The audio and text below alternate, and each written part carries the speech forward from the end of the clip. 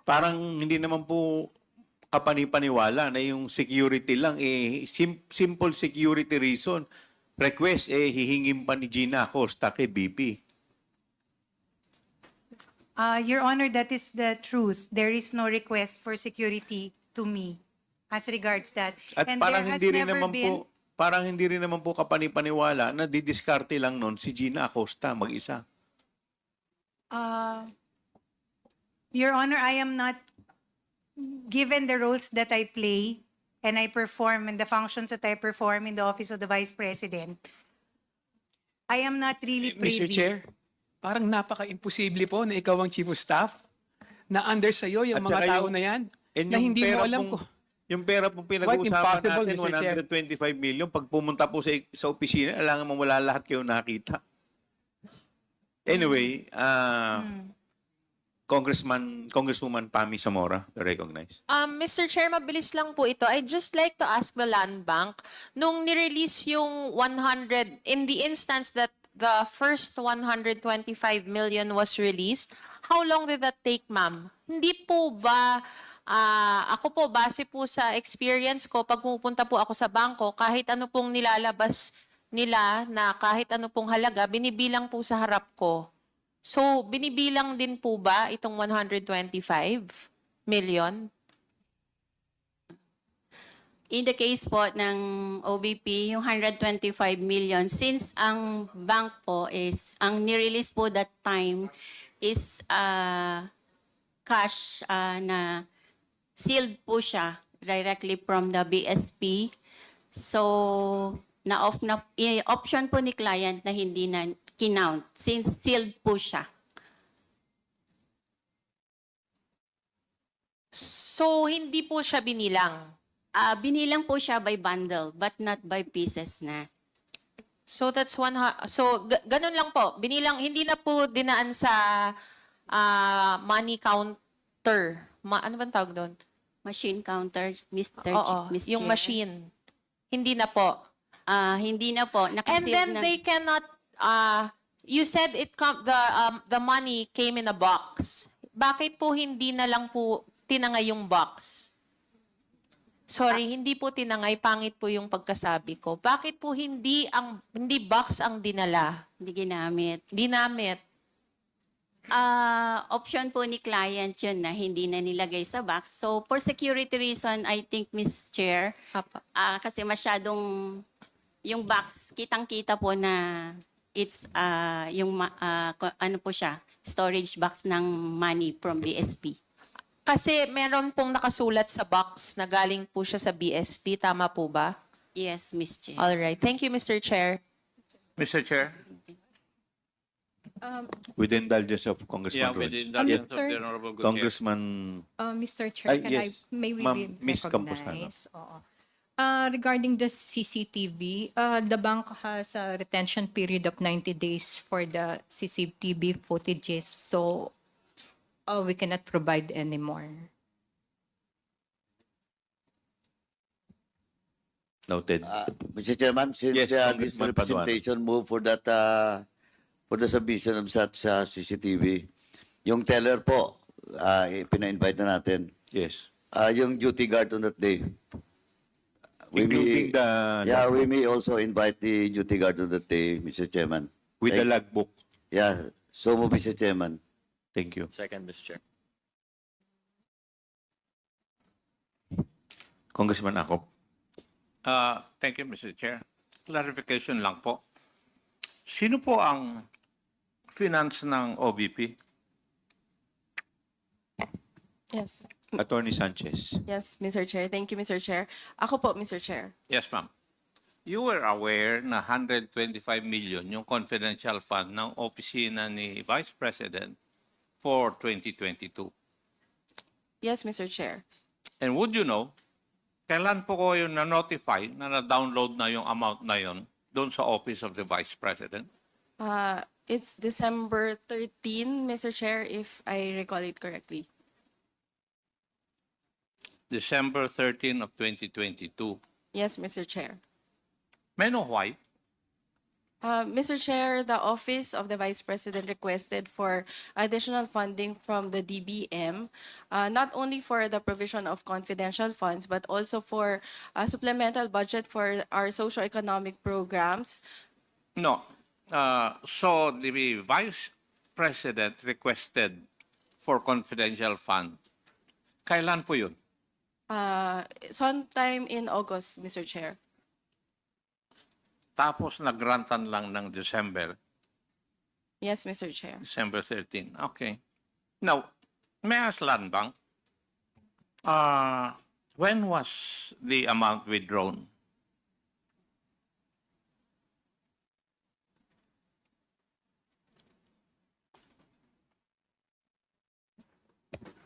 For the OVP, I think for the 2022, December 20, I think we'll check the document. December 20, 2022. 2022 for the first. One time na withdrawal. Yes, Mr. Chair. One time. Ang nag-withdraw, yung pong SDO, Special Dispersing Officer. Yes, Mr. Chair. Madam, would you know si Attorney Sanchez? Would that be correct? Yes, Mr. Chair. Yes, ma'am. Bakit ginastos nyo kagad ito nung period na yon when in fact you would have obligated it and you would have used it in 2023? Mr. Chair, I do not have knowledge on the actual utilization, but in terms of the cash advance, Mr. Chair, there is no prohibition as to whether we can give the cash advance in 2022, Your Honor. Di, kayo po ang mas marunong siguro sa SDO, ba't hindi nyo na lang sinabihan when the notice of cash allocation na receive nyo ng December 13, bakit hindi nyo na lang inobligate so that it will not be returned to the National Treasury? Kung na-obligate ninyo, you can use it in 2023. Di po ba, kung titignan nyo yung budget, merong unused appropriations. Number one is unobligated appropriations. At saka number two is yung hindi na issue sa inyo. Bakit inapuran ninyo? Mr. Chair, for the obligation of cash of the confidential expenses, it is triggered by the issuance of the cash advance, Mr. Chair, and the documents for the request for the release of the cash advance was received by by the accounting division and the budget division on December 20, Mr. Chair. Kaya nga, na-receive niya ngayon, December 13, tapos pinaspasan nyo ng pag-liquidate. Di po ba? And therefore, nagkamali-mali na yung inyong opisina na pag-liquidate. Mr. Chair, as to the issuance of the cash advance, as of the time that the cash advance was issued, we did not have information on the period that it will be used because it can be used even after December 31, Mr. Chair. Kaya ngayon nga yung katanungan ngayon December 13, nakuha nyo yung na meron ng cash for the confidential fund. The first thing that you would have done is that hindi natin magagamit itong 125 billion within 11 days. Tama? Mr. Chair, there is no requirement under the joint circular to use it within the 11-day period because it's for one quarter. Ginamit nyo nga sa liquidation ninyo. You use it for 11 days. That's why your office committed mistakes in the liquidation. Kasi inapuran nyo When in fact, pwede naman nyo i-obligate yon at saka nyo na lang i-liquidate. Di po ba? Again, Mr. Chair, I would like to state for the record that I do not have knowledge on the actual utilization and disbursement from the confidential fund cash advance. I'm amazed kasi kayo in charge ng finance sa office ng OVP, you do not know this. It's surprising on my part kasi I've worked with the controllership. Kaya nga ako nagtataka eh. Bakit pinilit ninyo na i-liquidate o gamitin yung pondo, 125 million in 11 days? Something must be wrong somewhere. Di po ba? Sabihin nyo sa akin, normal ba yun? Na 125 million gamitin mo in 11 days? As a finance officer. Mr. Chair, for the 125 million, I do not have personal knowledge, but Hindi. Ang tanong ko po, sagutin ninyo. Sa tingin po ninyo, being with finance, normal ba na gamitin yung 125 million in 11 days? Mr. Chair, Yes or no? that would depend, Mr. Chair, on the nature of the transactions, Mr. Chair. Are you So- trying to tell me that you could come up with transactions within 11 days, 5 of which are holidays? Mr. Chair, Pakisagot lang po. Mr. Chair, in the government, there are transactions which exceed that amount, and the payment is Like what, for can be, example? purchases, Mr. Chair, but there may be purchases, Mr. Chair, that exceed that amount, or payment for other transactions, Mr. Chair, like In the office of the OVP, anong transaction na ganun? in the OVP, Your Honor, wala po kaming ganun transaction. Kaya huwag mo akong pagsabihan ng ganun, Iha. Kasi, you're coming up with stories or events na wala kang ebidensya. You're a lawyer, right? Yes, And Mr. you Chair. say something, hihingan kita ng ebidensya. Wala kang may pakita sa akin eh. Yes, Mr. Chair. That's why early on I stated for the record, Hindi, Mr. Chair. pero for a finance officer, you do not know na it is unusual for you to use 125 million in 11 days, 5 of which are holidays. Ako, naging controller ako, alam ko na imposible. Kaya ang ginagawa ng amin ay ino-obligate namin para magamit namin sa next year. At may liquidate namin ng tama. Hindi yung ginawa po ninyo. Diba? Attorney, if you're really well-versed sa finance, dapat alam mo yun. Mr. Chair, again, for the confidential expenses and the handling of the confidential fund, cash advance for confidential fund, hindi po ako involved sa process, Mr. Chair. Okay. Thank you. For the confidential fund of DepEd, Land Bank, ito ba yung 3/4 of 37.5 million each? One time din ba na winidraw ito? 3 withdrawals, 37.5. So, ano yun? Every quarter? I will check our records, sir. I cannot remember anymore. So, pwedeng sinasabi ninyo, in 1 month, na-withdraw lahat to. We will check our records, sir. Thank you. Thank you, Mr. Chair. Hindi rin masagot eh. Mr. Chair. Thank you very much, Congressman Acop. Yes, Congressman Flores. Mr. Chair, I would just like to make a follow-up on my suggestion kanina regarding Attorney Sanchez. Do we have that data already as to where? I'm actually just concerned about the SDOs, si Fajarda and Acosta. Actually, si Attorney Ortonio doesn't need to be here. Attorney Lopez is already here, being the boss, di ba? I'm sure she could answer the questions that would be asked of Ortonio. But I just need to know where Fajarda and Acosta are, if they are on official travel. Mr. Chair, I checked with the Central Records Unit of the Office of the Vice President. They are on official travel, Where? What city po? What town? but the travel order only indicated various areas. Mr. Various. Chair. Nandali lang. Sorry, natawa ako dun. Various areas of what po? The Philippines, this planet, or the universe? Parang labo naman ng... You don't know where these persons are?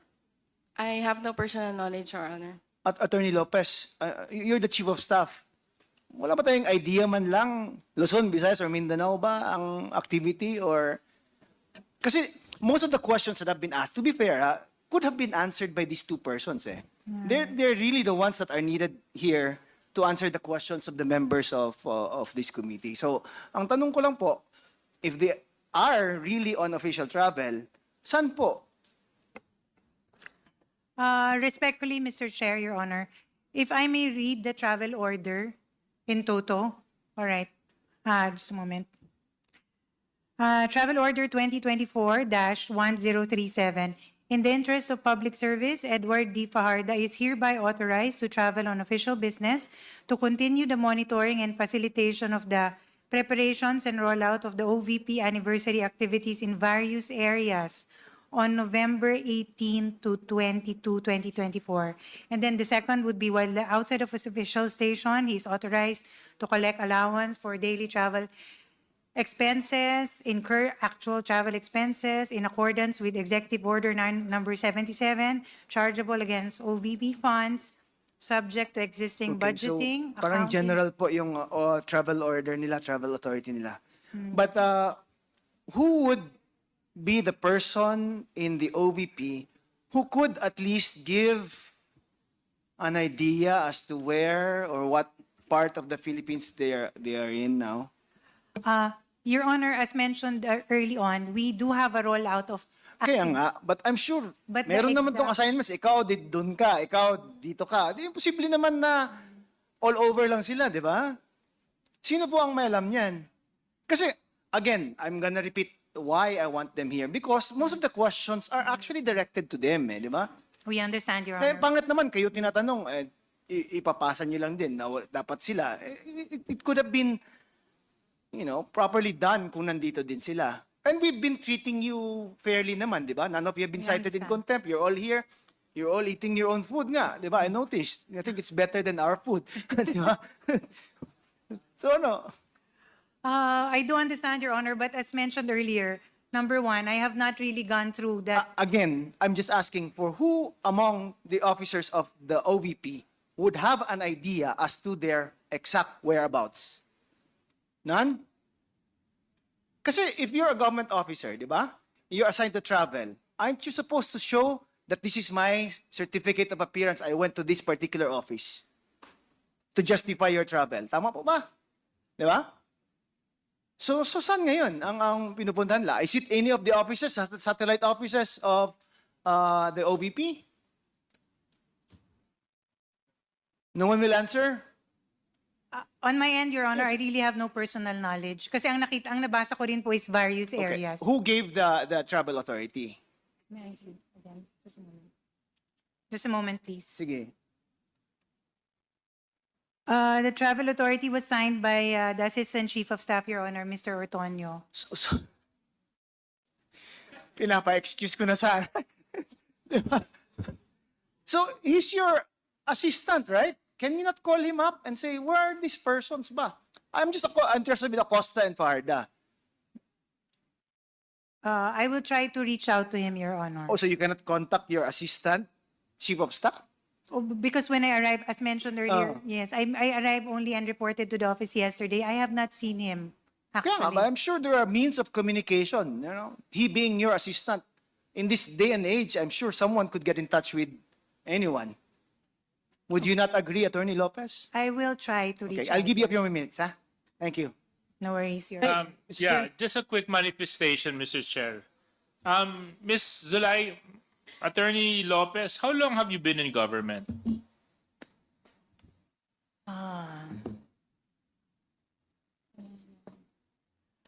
Your Honor, I was a recipient of a loyalty award, so it's for 10 years. So I suppose more than 10 years. So previous to your position now, you worked as city administrator of Davao City, correct? That is correct, Your Honor. So as city administrator, I'm sure travel authorities would come and go your desk? For certain officials only, Your Honor. Yes. So, but they would come your desk. Ikaw ang pumipirma, ikaw ang signatory, ikaw ang may Yeah. authority. That is, And you would know that open-ended travel orders are generally prohibited. You cannot issue a travel order that doesn't specify to where you're going, up to when will you be there, and the other details and purpose of your travel. Is that correct? Your Honor, Mr. Chair, the preparation of, when I was a city administrator, the preparation of documents as regard travel authorities is actually handled by the Human Resource Division. Yes, I'm not asking Attorney Lopez who prepares them.